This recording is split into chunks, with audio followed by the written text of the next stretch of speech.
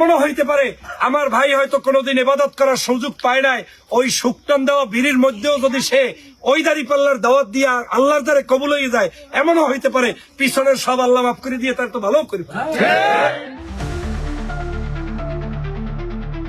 বিড়িতে শুকটান দিয়েও দাড়িপাল্লায় ভোট চাইলে আল্লাহ মাফ করে দিতে পারে, এমন এক মন্তব্য করেছেন ঝালকাঠি 1 আসনের জামায়াত ইসলামীর মনোনীত প্রার্থী ডক্টর ফয়জুল হক। 7 জানুয়ারি রাতে রাজাপুরের নির্বাচনী উঠান বৈঠকে তিনি একথা বলেন।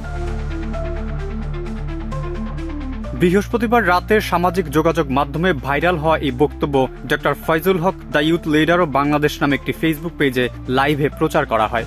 জানা যায় এটি তার নিজের নামে খোলা একটি ফেসবুক পেজ।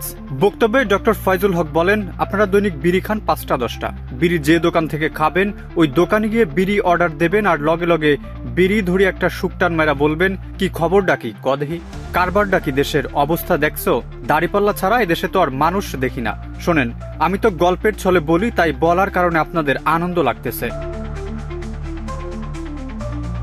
ভিডিওতে তাকে বলতে শোনা যায়, এমনও হইতে পারে আমার ভাই হয়তো জীবনে কোনোদিন ইবাদত করার সুযোগ পায় নাই, তবে ওই শুকটান দেওয়ায় বিড়ির মধ্যেও যদি ওই দাড়িপাল্লার দাওয়াত দিয়ে আল্লাহর দ্বারে কবুল হয়ে যায়, এমনও হইতে পারে পিছনের সব আল্লাহ মাফ করে দিয়ে তারে তো ভালো করে দিতে পারে।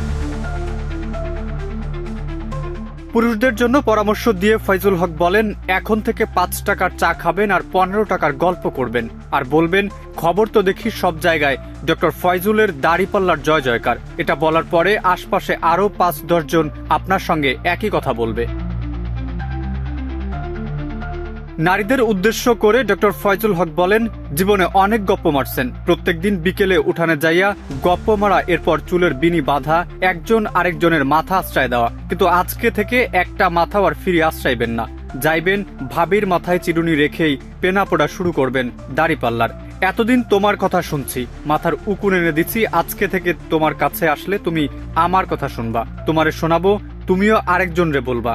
আগামী নির্বাচনে অন্তত একবারের জন্য কায়েদের সাহেবের হুজুরের নাতি ডক্টর ফয়জুল হকের রাজাপুর কাঁঠালিয়ার দাড়িপাল্লায় ভোট দেবা। এরপর কমপক্ষে মা বোন আত্মীয় স্বজন 20 জন মহিলাকে ফোন দিয়ে ভোট দেওয়ার কথা বলবেন। এভাবেই তিনি নির্বাচনী প্রচারণা চালাচ্ছেন। আর এই বক্তব্য সামাজিক যোগাযোগ মাধ্যমে ভাইরাল হওয়ার পর তুমুল আলোচনা শুরু হয়েছে।